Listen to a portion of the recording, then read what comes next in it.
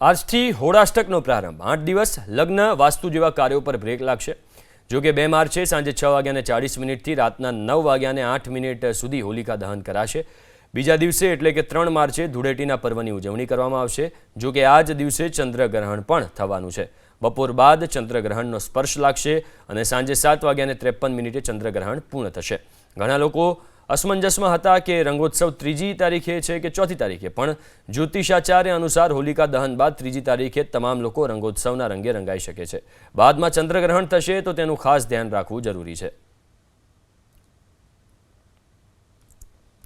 2 તારીખ એટલે કે ફાગણ સુદ પૂનમના દિવસે જ હોલિકાનું દહન થશે અને 2 તારીખે સાંજે પ્રદોષ કાળે હોલિકા શાસ્ત્ર સંમતિથી પ્રગટાવવાની છે।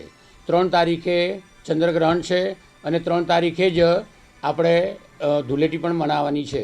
ધૂળેટીનો રંગોત્સવ પણ 3 તારીખે થશે અને સાથે સાથે ચંદ્રગ્રહણ પણ 3 તારીખે રહેશે। ચંદ્રગ્રહણનો સ્પર્શ ક્યારથી થશે? બપોરે 2:53 થી થશે અને સાંજે 7:53 પૂરો થશે। એનું શું પાલન કરવું જોઈએ?